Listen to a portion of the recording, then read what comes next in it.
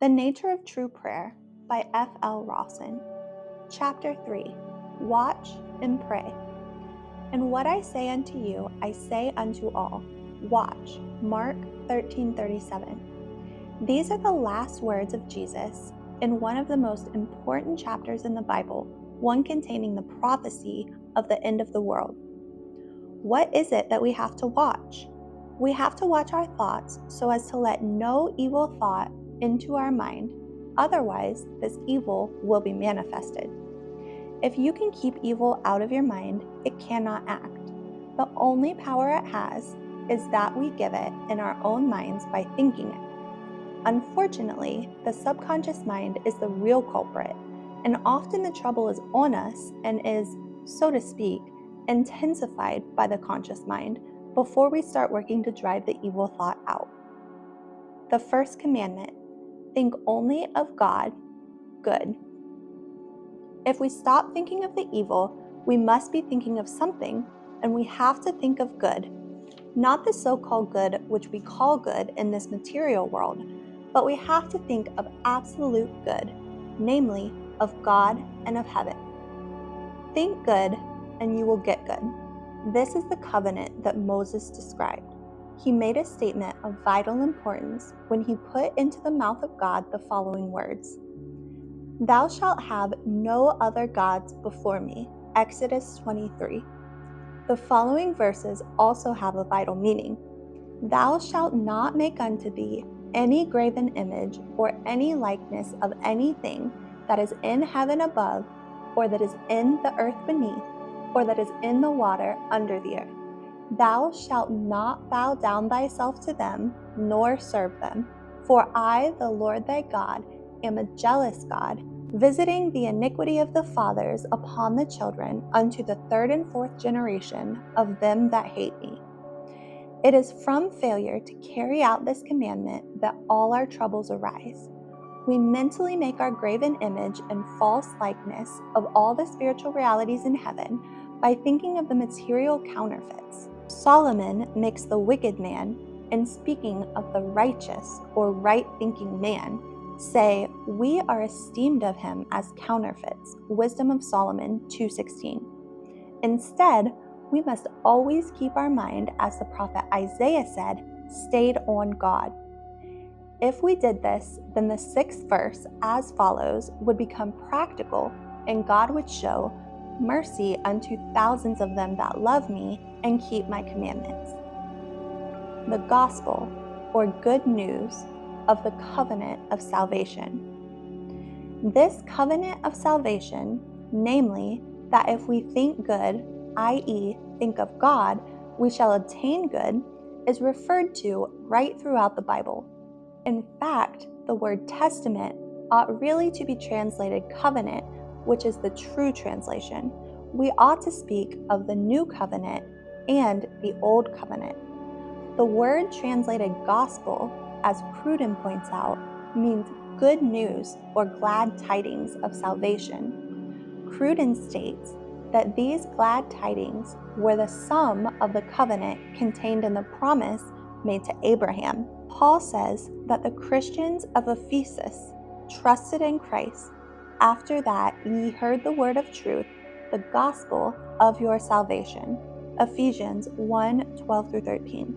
This word of truth and gospel, or good news of our salvation, is the fact that matter is not a reality and disappears with all its attendant evils in the shape of sin, disease, limitations, and all other troubles, on the realization that it is not true, as the only reality is God and His manifestation.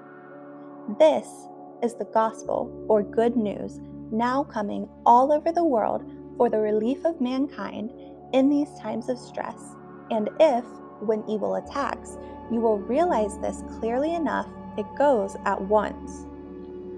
Things are as you think, and if you think it with sufficient certainty that there is no evil, the evil is gone. We cannot, however, think lies, and therefore, what we have to think is that there is no evil in heaven, no evil in God's perfect world. where God saw everything that he had made, and behold, it was very good. Genesis 1:31. The first verse of Romans runs as follows: Paul, a servant of Jesus Christ, called to be an apostle, separated unto the gospel of God. This means that he devoted his life to preaching the gospel, namely, that we being many are one body in Christ. Romans 12:5. That is, spiritual beings in heaven. For if any man be in Christ, he is a new creature. 2 Corinthians 5:17. He said, the invisible things of him from the creation of the world are clearly seen, being understood by the things that are made. Romans 1:20. This means that the spiritual things which we do not see have always existed, being made by God, and that we clearly understand what the spiritual or heavenly things are like, not through the matter that is around us and merely hides heaven from us, but on account of these spiritual and visible things, these heavenly tints that shine through the mist of matter and are seen, although more or less imperfectly. We must watch and pray without ceasing. In other words, we must look not at the things which are seen, but at the things which are not seen. For the things which are seen are temporal, but the things which are not seen are eternal. 2 Corinthians 4:18. In other words, keep your mind stayed on God. Isaiah 26:3. Then the glories of God's perfect world are disclosed to us. Paul speaks clearly in the 16th verse, where he says, For I am not ashamed of the gospel of Christ, for it is the power of God unto salvation to every one that believeth. This gospel of Christ, or good news of Christ, is the power of God unto salvation. By the realization of the fact that man is a spiritual being in heaven now, the action of God, omnipotence itself, takes place, bringing about salvation to those who realize it, and ultimately salvation to the whole world. Then all matter disappears, or as the Bible in many places calls it, dissolves, and we all appear to wake up and see heaven as it really is. The everlasting gospel. In Revelation 14:6, we read, I saw another angel fly in the midst of heaven, having the everlasting gospel to preach unto them that dwell on the earth, and to every nation and kindred and tongue and people. The word angels is used in the Bible as meaning the thoughts that come to man. Sometimes they are God's angels, high, uplifting thoughts. Sometimes they are devil's angels, evil thoughts. In this case, shortly before the end of all evil, John saw an angel fly into the midst of heaven, namely, an uplifting thought, a spiritual message coming to mankind, pointing out that there is nothing real but God and God's perfect world, and that all the evil, therefore, comes from our own wrong thinking. It calls upon mankind to cease thinking the evil, which then is terrible in its attack upon humanity, and to realize that there is nothing but God. The gospel is the good tidings or good news that all evil is immediately about to vanish through the widespread realization by mankind that there is nothing but God. Then even the selfish materialist will do his best, in the hope that it may be true, and that the terrible troubles he has been enduring and which have been foretold by the prophets throughout the Bible as coming at the so-called end of the world are about to disappear. Jesus foretold this good news when he said, This gospel of the kingdom shall be preached in all the world for a witness unto all nations, and then shall the end come. Matthew 24:14. The recognition that there is no reality in matter and evil, and that God and heaven are around us, perfect and eternal, leads to the time when, in such an hour as ye think not, the Son of Man cometh. Matthew 24:44. Then the glory of the Lord shall be revealed, and all flesh shall see it together. Isaiah 45, with the result that God shall wipe away all tears from their eyes, and there shall be no more death, neither sorrow nor crying, neither shall there be any more pain, for the former things are passed away. Revelations 21:4. And we shall see the new heavens and a new earth, wherein dwelleth righteousness. 2 Peter 3:13. The hidden mystery revealed. In the 3rd chapter of Ephesians, Paul pointed out that he was made a minister to make all men see what is the fellowship of the mystery, which from the beginning of the world hath been hid in God. Ephesians 3:7-9. Part of his mission was to make man understand that all are in Christ. All are really spiritual beings in heaven now, part of God's consciousness. This is a mystery to the material man even today. He finds it most difficult to understand that the matter we see around us is not real. This mystery is now revealed, as was prophesied in the Apocalypse, where we read, "In the days of the voice of the 7th angel, when he shall begin to sound, the mystery of God should be finished, as he hath declared to his servants the prophets." Revelations 10:7.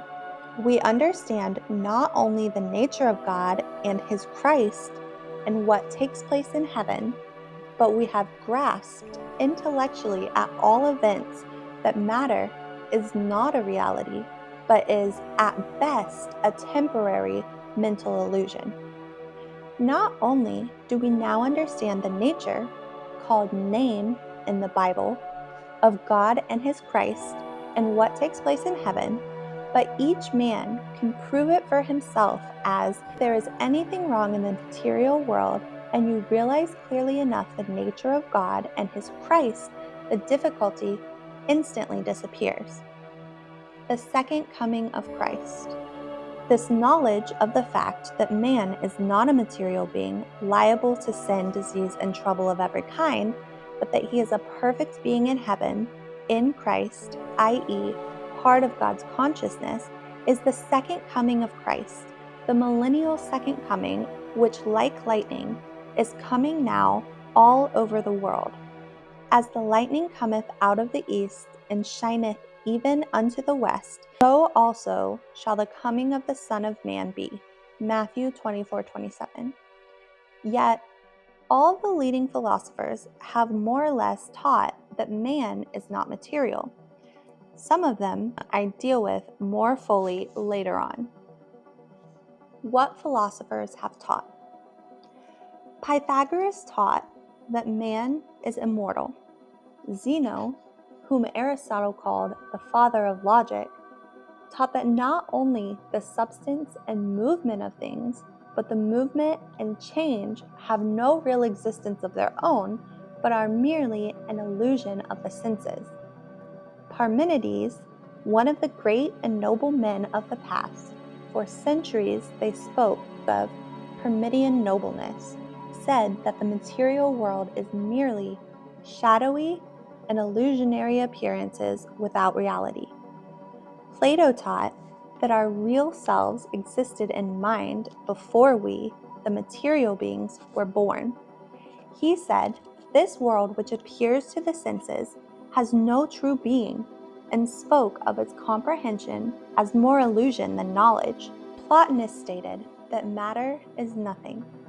Aristotle said that the nous, mind of man, is eternal and has no birth, whereas the animal soul, the human mind, being acquainted with perishable things, perishes with them. Euclid said that evil is only an illusion of our sensuous nature and has no real existence.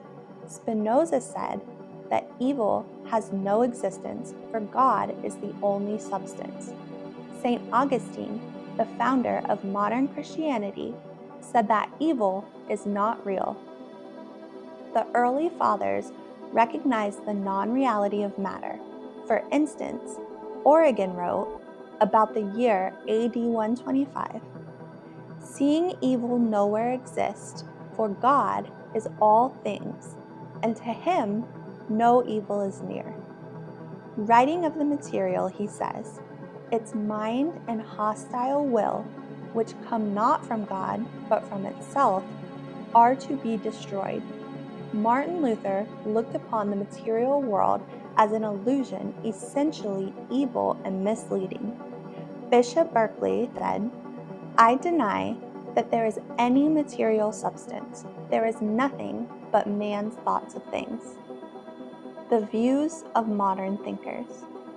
The great Immanuel Kant said that this world's life is only an appearance, a sensuous image of the pure spiritual life, and the whole world of sense only a picture swimming before us like a dream and having no reality in itself.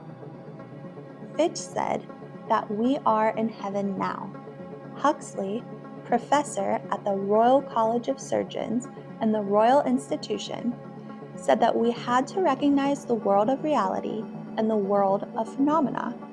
Of the latter, he said, all that we know about matter is that it is the hypothetical substance of physical phenomena.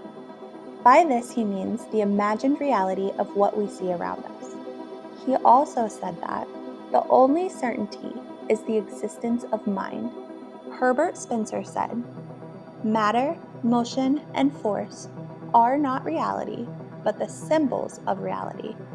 Professor Max Mueller said that matter or substance is not something existing by itself. Fiske, the well-known historian, professor of philosophy at Harvard and St. Louis, wrote, apart from consciousness, there is no such thing as matter. Professor Ostwald of Leipzig University said that matter is only something we imagine. Father Tyrrell, the modernist, said that the goodness and wisdom of this world are but caricatures of the divine, blasphemous because of their very traces of likeness. Gladstone stated that all evil and evil beings must ultimately be annihilated. Heydweller, a well-known German physicist, proved chemically that matter could be made to cease its existence. We now find that his experiments were correct. Dr. Le Bon, probably the leading physicist of the last decade and certainly one of the most up-to-date, writes, the world constructed with the impressions of our senses is a summary translation, and necessarily a far from faithful one, of the real world which we know not. He also said that matter hitherto deemed indestructible slowly vanishes. Energy is no more indestructible than the matter from which it emanates. Sir William Crookes, late president of the Royal Society, said that the fatal quality of atomic dissociation appears to be universal. Physicists were now beginning to say that in all probability there was no such thing as matter. Professor Osborne Reynolds, FRS, has proved mathematically that matter is not real. No one can find a flaw in his mathematical proof. Professor Richet says, every living being was, perchance, a chemical mechanism and nothing more. Bergson says that we cannot even be sure we possess a consciousness. I might be a well-constructed automaton. Dean Inge, in his Paddock lecture, referring to the religious problem of evil, writes as follows, that problem has been stated once for all in the words of Augustine. Either God is unwilling to abolish evil, or he is unable. If he is not willing, he is not good. If he is unable, he is not omnipotent. No Christian can consent to impale himself on either horn of this dilemma. If God is not perfectly good and also perfectly powerful, he is not God. The only other alternative is to deny, to some degree, the absolute existence of evil. The following from Tertium Organum, a recent scientific work by Ouspensky, formerly professor of mathematics at the Petrograd Institute an engineer for roads and ways to the Russian government, will show how scientific men are now rapidly becoming to the conclusion put forth originally in the first lecture that I gave on the subject many years ago and fully set out in Life Understood, first published in 1910. We perceive reality as though through a narrow slit, and what we are seeing through this slit we call the present. What we did see and now do not see, the past, and what we do not quite see but are expecting, the future. And when we shall see or feel ourselves in the world of 4 dimensions, we shall see that the world of 3 dimensions does not really exist and has never existed, that it was the creation of our own fantasy, a phantom host, an optical illusion, a delusion, anything one pleases, excepting only reality, the Bible view. It is taught in the Bible in many places. St. Paul states it most clearly. If a man think himself to be something when he is nothing, he deceiveth himself. Galatians 7:3. He also says, the things which are seen are temporal, but the things which are not seen are eternal. 2 Corinthians 4:18. It is a scientific axiom that anything which ceases to exist is not real now. In the book of Isaiah we read, behold, ye are of nothing, and your work of naught. Isaiah 41:24. All her princes shall be nothing. Isaiah 34:12. 1 Corinthians 11:6 shows what the princes are. They are the princes of this world that come to naught. The following are also instructive. As for the other people which also come of Adam, thou hast said that they are nothing. 1 Esdras 6:56. All nations before him are as nothing, and they are counted to him less than nothing. Isaiah 40:17. Nebuchadnezzar saw this and said, all the inhabitants of the earth are reputed as nothing. Daniel 4:35. Like that wonderful man Pythagoras, Nebuchadnezzar gained his knowledge from Daniel. It is the knowledge of God, of absolute good, that we need. It is the knowledge of God that will save us. This knowledge has now come to mankind. It shall be said in that day, lo, this is our God. We have waited for him, and he will save us. Isaiah 25:9. The mystery of iniquity doth already work. 2 Thessalonians 2:7. Metaphysics unlocked the door and gave us the necessary knowledge that God and his manifestation is all in all, and that matter is not real, but at best, false mental phenomena. Those hypnotically inclined, however, use the latter part of this knowledge wrongly, harming themselves and others. Natural science, fortunately, is coming to the rescue. In Revelations 12:16 we read, the earth helped the woman, and the earth opened her mouth and swallowed up the flood which the dragon cast out of his mouth. About 18 years ago, it came to me that this meant that the earth, namely the scientific world, would help the woman and would swallow up the flood which the dragon cast out of his mouth. This is the flood of mental working within the human mind, hypnotism with its admittedly evil brethren, black magic, witchcraft, etc., which would have swallowed up the spiritual teachings that are now coming to save the world if it had not been for natural science, called in the Bible the earth, pointing out clearly the difference between the right and wrong methods of prayer. It is so much easier for those materially minded to learn how to effect apparent miracles with the human mind, either by hypnotism or mental suggestion, than it is to learn how to do them spiritually by the realization of God. The natural man receiveth not the things of the Spirit of God, for they are foolishness unto him, neither can he know them, because they are spiritually discerned. 1 Corinthians 2:14.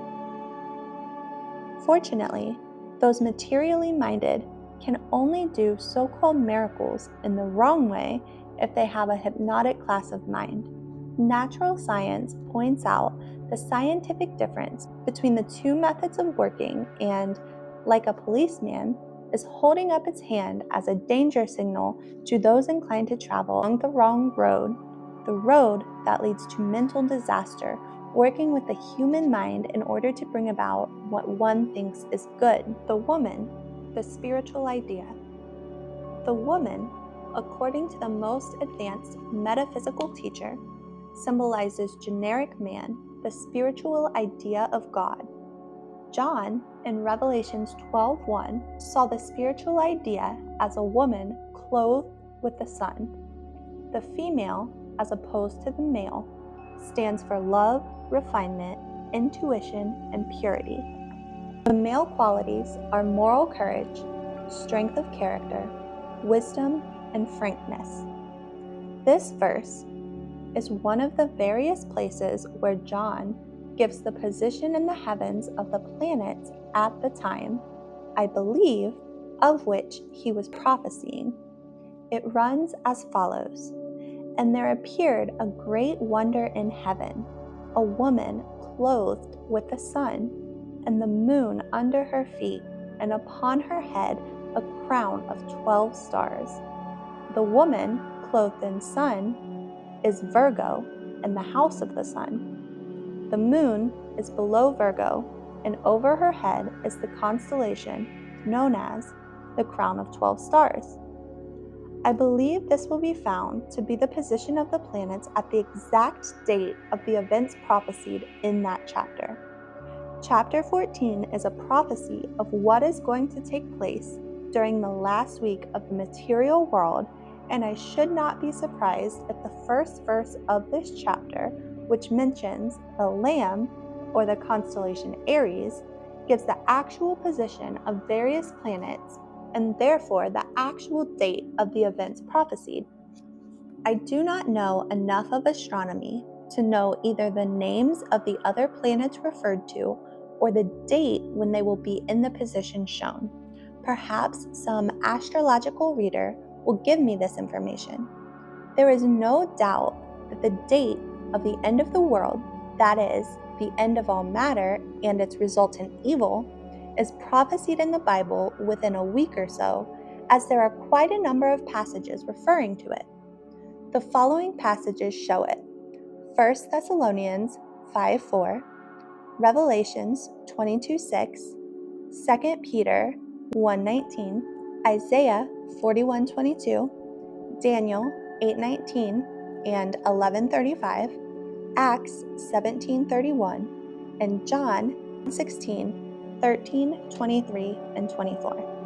We shall not, however, know the actual day and the hour, as Jesus pointed out in Mark 13:32 as follows: "But of that day and that hour knoweth no man, no, not the angels which are in heaven, neither the Son, but the Father." This means that a man cannot calculate the absolute date of the end, either mathematically or astrologically. He cannot tell it inspirationally by true prayer, namely by the denial and affirmation the angels Michael and Gabriel. Jesus himself did not know it, as it depends entirely upon the action of God and how people then pray. It is clear that if, to obtain benefits for ourselves or others, we have to think of good, then this good should be the highest good that we can possibly imagine, namely, God in heaven. It is equally clear that we ought continually, throughout the 24 hours, to be thinking of God in heaven, thinking of an ideal world, the most perfect world we can imagine. Unfortunately, this is impossible for a material being, but we should do it as far as possible. Paul has said, "For the good that I would, I do not, but the evil which I would not, that I do." Romans 7:19. If a man could reverse all the wrong thoughts that come to him, and continually think of the world of reality, God in heaven, he would soon cease to sin and a little later on would dematerialize and disappear from the sight of material beings, appearing to wake up and find himself to be what he really is now, namely a perfect spiritual being in an absolutely perfect world in heaven. The natural science view. We can look at the material world from the metaphysical, scientific, or religious points of view. From the scientific point of view, thought is a high-tension current right above the Marconi wave, and the human mind is an electrical transmitter vibrating with these thoughts. Every sin and every disease has its own cell, or as it has been called metaphysically, court of consciousness in the subconscious mind. If the anger cell is clean, 1,000,000 people could not hypnotize you to be angry. But if there are small electrical particles on the cell, they damp it down, as pitch does a tuning fork, so that it vibrates with a lower note. In the same way, the cell is dampened down by the electrical particles, so that every time an angry thought passes over the cell will vibrate and the man be angry. So-called good thoughts are high vibrations, bad thoughts are low vibrations. With the denial, namely the denial of the existence of the evil in heaven, comes only temporary relief, as it is merely the short-circuiting of the angry thoughts. This is called the angel Michael, which, John shows, destroys the devil's angels, the evil thoughts which attack humanity. The affirmation or the realization of the perfection of God in heaven brings about the permanent purification of the mind, the short-circuiting of the particles on the anger cell in the subconscious mind. This is the angel Gabriel, which gives us knowledge, etc. If you can get your realization of God in heaven clear enough, you can never be angry again, as all the particles will be short-circuited and the so-called mind completely purified.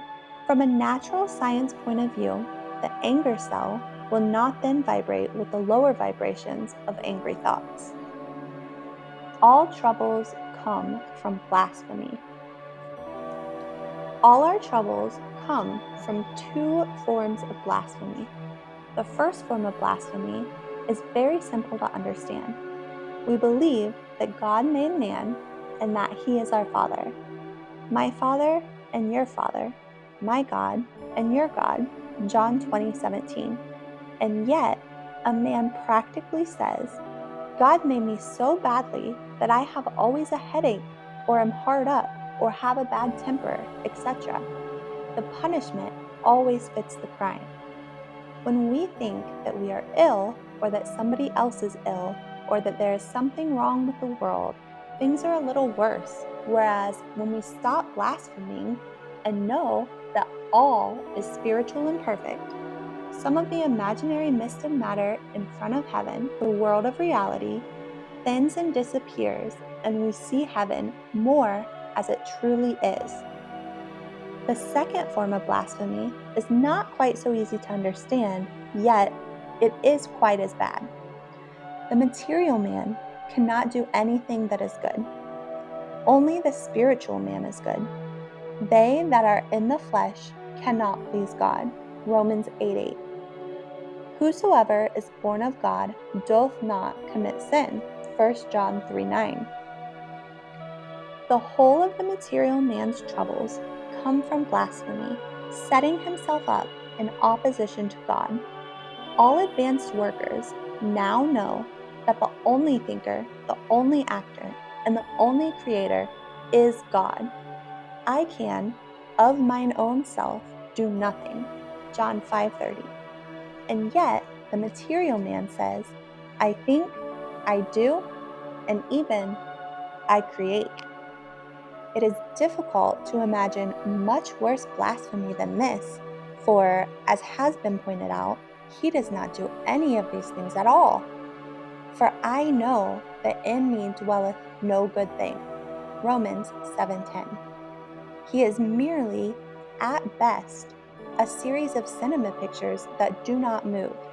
Even the apparent thinking is merely the result of a succession of pictures with certain vibrations on each successive picture, which results in the appearance of a man, apparently speaking, thinking, etc.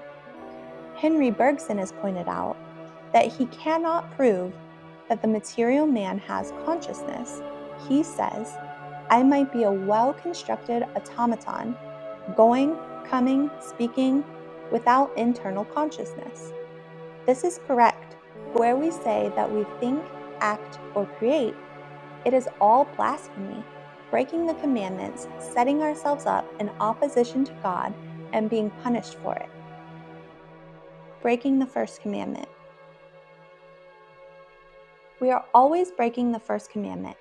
Thou shalt have no other gods but me. Exodus 23. Put not your trust in princes, nor in the Son of Man, in whom there is no help. Psalms 146:3. Moses pointed out that if we had many gods, we would have many evils, and the whole of our troubles come from giving to evil power in our own minds. We have many gods and many evils, breaking the second commandment. We are also continually breaking the second commandment. Thou shalt not make unto thee any graven image. Exodus 24. We are continually making graven images, the likeness of the spiritual things. I made that box. That is my child. Whereas they are only graven images, false concepts of the world of reality. God is the only thinker, speaker, hearer, actor, lover, and creator, and he does all this by means of man, the real spiritual man, made in God's image and likeness. Watch and pray without ceasing. Watch ye and pray. Mark 14:38. Pray without ceasing. 1 Thessalonians 5:17. Continue in prayer and watch. Colossians 4:2.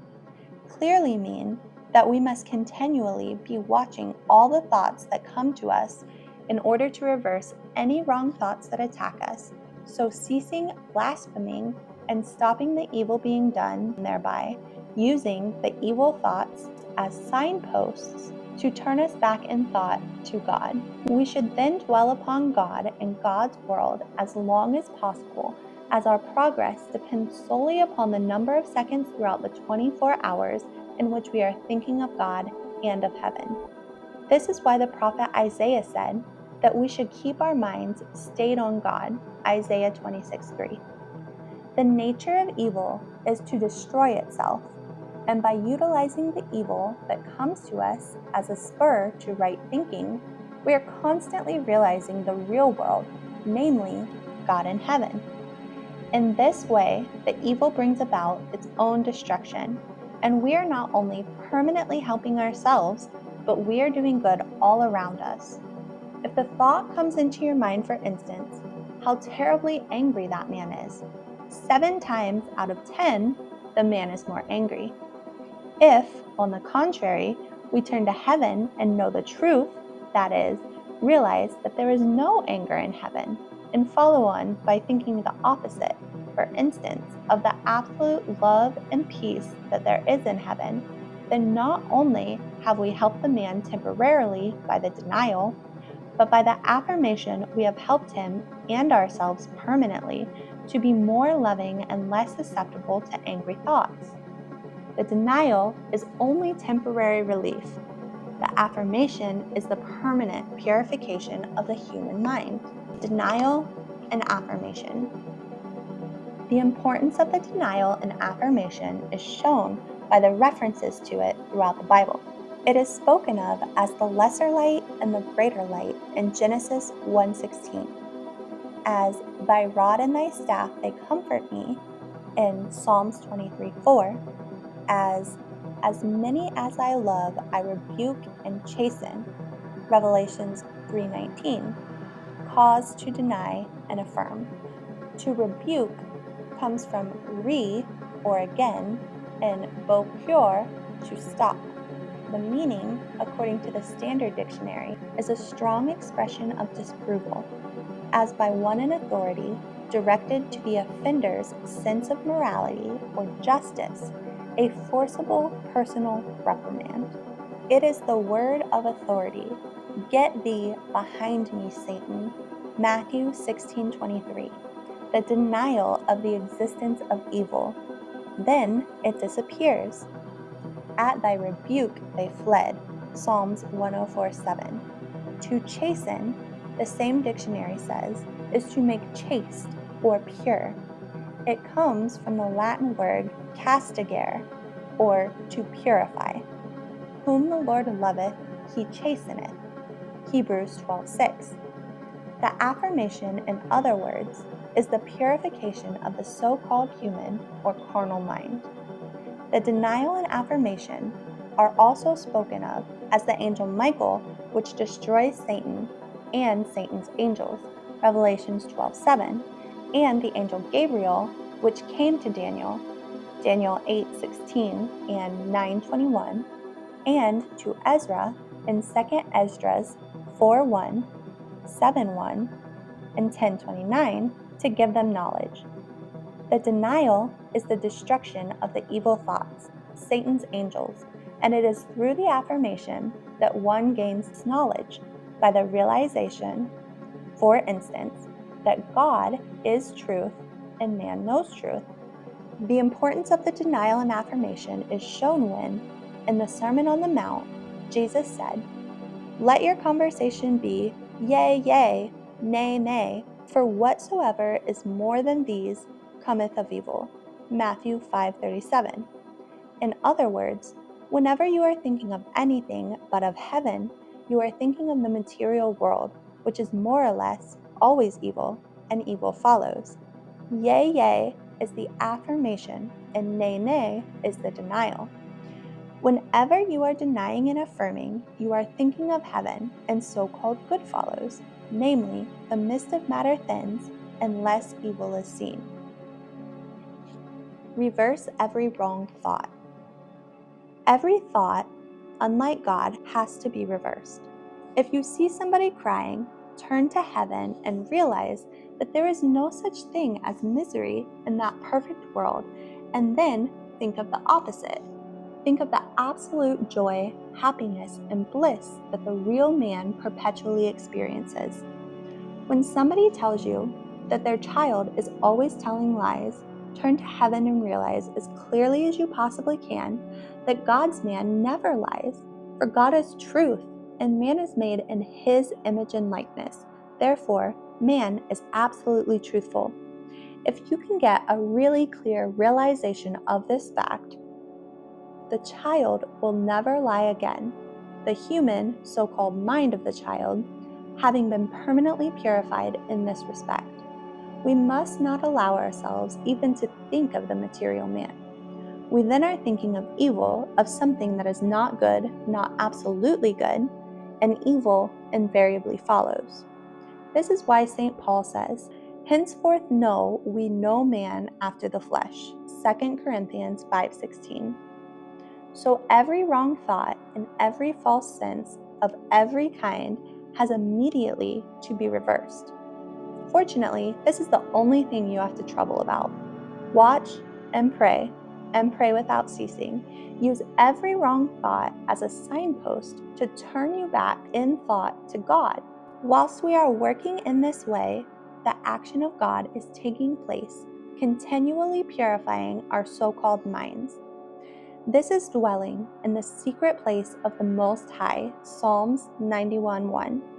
This is entering into thy closet, Matthew 6:6. This is getting on the high mountain, Isaiah 49.